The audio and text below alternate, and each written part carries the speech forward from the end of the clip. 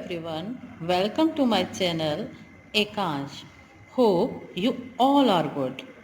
Class 8th, Chapter 2 Establishment of British Rule in India is going on. Today we will start from page number 15. Danger faced by rulers and Nawabs from the English Company. The Indian rulers and the Nawabs had become heavily overburdened on account of giving precious gifts and bearing the expenditure of maintaining English army. The rulers and the Nawabs never opposed the idea of trading in India. However, they never supported the idea that some other ruler or company should emerge powerful in their own territory. Therefore, they tried their best to check the increasing influence of English army. Trade based upon the strength of army and advanced weapons did not remain a simple trade. The rulers and Nawabs in India were against the notion that some foreign powers is maintaining her army, indulging in wars and constructing forts etc. in India. Indian rulers और nawab precious gift देने और English army के maintenance के expenditure bear करने के कारण काफी burdened हो गए थे. They had become heavily burdened. Rulers और नवाब ने इंडिया में कभी भी ट्रेड करने का अपोजिशन नहीं किया, विरोध नहीं किया.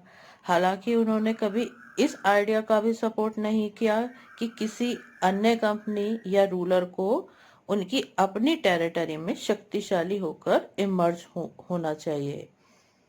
इसलिए उन्होंने इंग्लिश कंपनी के बढ़ते हुए इन्फ्लुएंस यानी प्रभाव को रोकने की पूरी कोशिश की. ऐसा ट्रेड जो आर्मी की ताकत और एडवांस वेपन के जोर पर किया जा रहा हो, वह साधारण ट्रेड नहीं हो सकता. इंडियन रूलर्स और नवाब इस नोशन के खिलाफ थे, यानी इस धारणा के खिलाफ थे कि कुछ फॉरेन पावर्स अपनी आर्मी मेंटेन कर रही थी, युद्ध में शामिल हो रही थी और अपने फोर्ट्स कंस्ट्रक्ट कर रही थी. Advantages taken by English company from Indian states.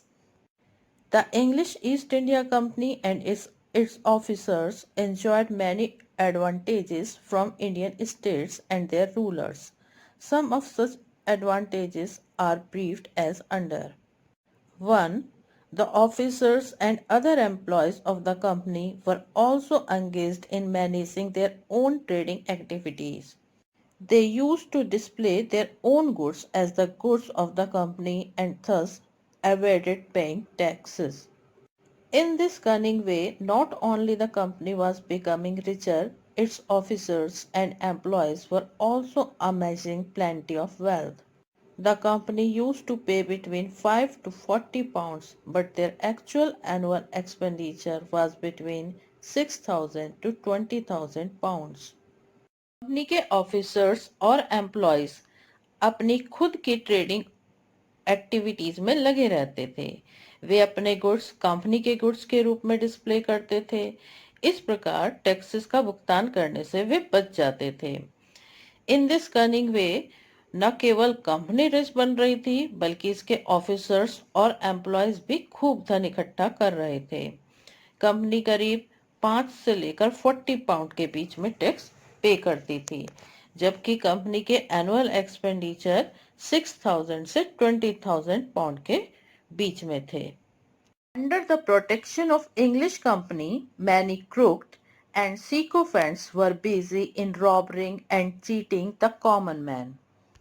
English company के प्रोटेक्शन में बहुत से क्रूक्ड एंड sycophants मीन्स कायर और चापलूस इंग्लिश जो थे वो कॉमन मैन को रॉबरिंग में, लूटने में और चीटिंग करने में लगे हुए थे.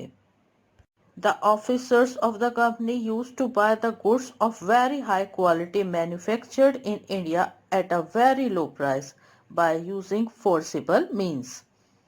Rulers and Nawabs had gifted some territories to English company. The English officers used to levy high revenue from such territories. When the rulers used to oppose such levy, they had to face their anger.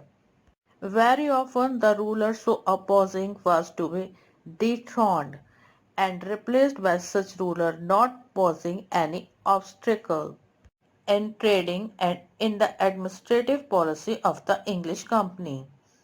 Rulers और नवाब ने कुछ territories English company को gift दिए थे। English officers ऐसी territories से बहुत ज़्यादा टैक्सेस वसूल किया करती थी। जब रूलर्स इस तरीके के टैक्सेस को अपोज किया करते थे, मीन्स विरोध करते थे, तो उन्हें गुस्से का सामना करना पड़ता था। बहुत बार ऐसे रूलर को गद्दी से हटा दिया जाता था और उसकी जगह ऐसे रूलर को बैठाया जाता था जो उनके ट्रेड और एडमिनिस्ट्रेटिव पॉलिसीज में कोई बाधा उत्पन्न नहीं करते थे। Bengal was the part of the Mughal Empire. After the breakup of the Mughal Empire, Bengal became an independent state. Orissa and Bihar also formed the part of Bengal. Even when the European powers were engaged in the Carnatic Wars, they maintained their control over Bengal. In the year 1740, Alivardi Khan became the Nawab of Bengal. He was an efficient administrator. He used to keep a watchful eye over the trade policies of the European merchants. The English and the French, willing to establish their supremacy over Bengal, started fortifying their settlements. Alivardi Khan became suspicious of their intentions. He therefore denied them permission to continue with their fortification plans. Bengal Mughal empire का हिस्सा था। Mughal empire के टूटने के बाद बंगाल एक independent state बन गया था। उड़ीसा एंड बिहार भी बंगाल का ही पार्ट बने। यहाँ तक कि जब यूरोपियन पावर्स कर्नाटिक वार में लगी हुई थीं, तो भी उन्होंने अपना कंट्रोल बंगाल पर बनाए रखा। ईयर 1740 में अलीवर्दी खान बंगाल का नवाब बना। He was an efficient administrator. वह यूरोपियन मर्चेंट्स की ट्रेडिंग पॉलिसीज पर पैनी नजर रखते थे। बंगाल पर अपनी सुपरमेसी इस्टेब्लिश करने के इच्छुक यानी विलिंग इंग्लिश और फ्रेंच ने किलेबंदी करनी स्टार्ट कर दी थी, fortifying their settlements. Alivardi Khan को उनके इरादों पर, उनके इंटेंशंस पर शक हुआ, इसलिए उन्होंने फोर्टिफिकेशन प्लान्स यानी किलेबंदी योजनाओं को जारी रखने की अनुमति प्रदान करने से इनकार कर दिया। Alivardi Khan died in the year 1756. He was succeeded by his grandson Sirajud-Dowla. He became the Nawab of Bengal at the tender age of 23. He had to face many internal and external conflicts. Even his own family members opposed his authority. There arose many claimants to the throne.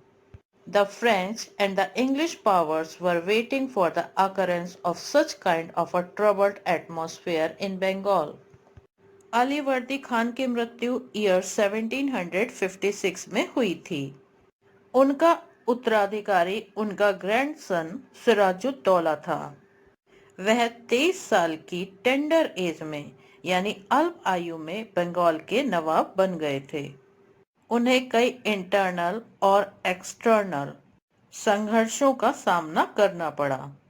यहाँ तक कि उनके परिवार के सदस्यों ने भी उनकी अथॉरिटी का विरोध किया। सिंहासन के लिए कई दावेदार थे।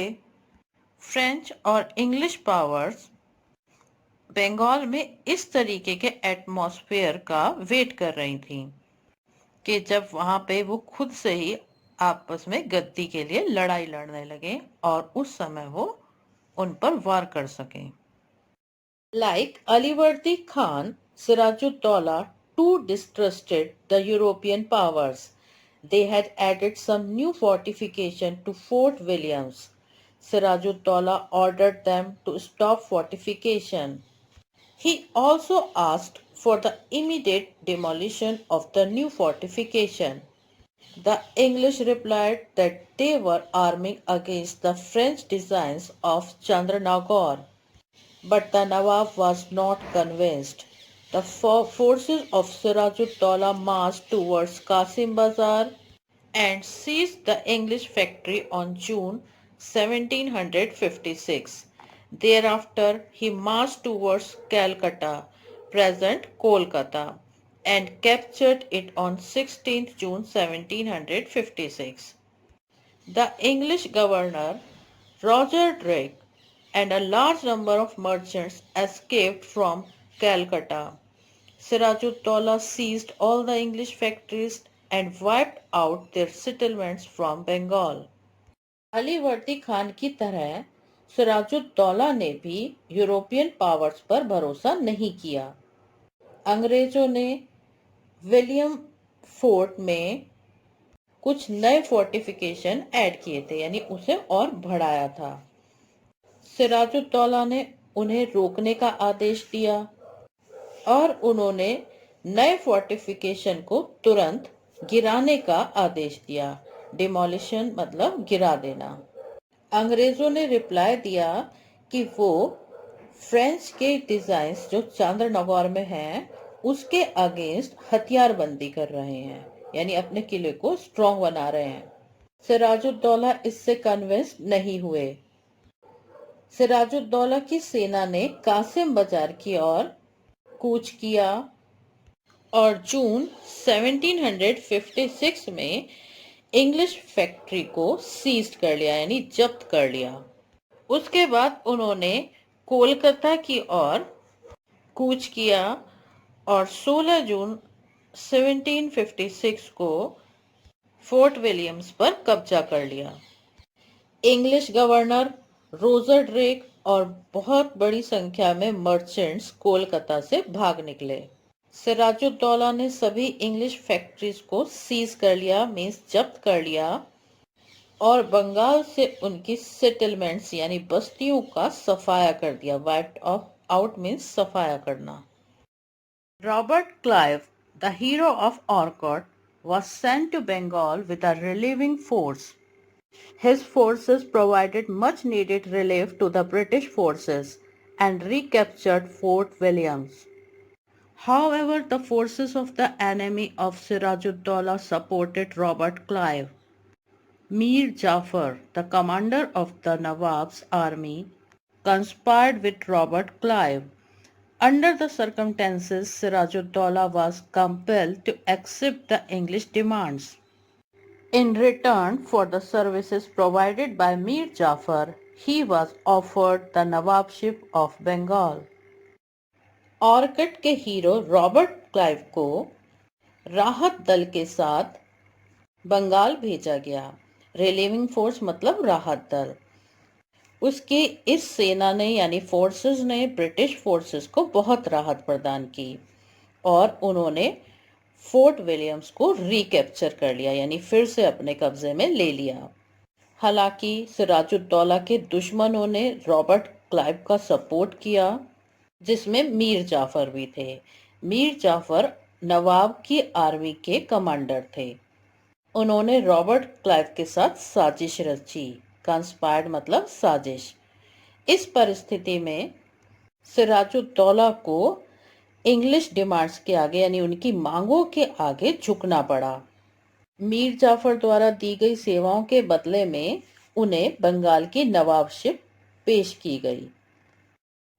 Thanks for watching. See you in the next video.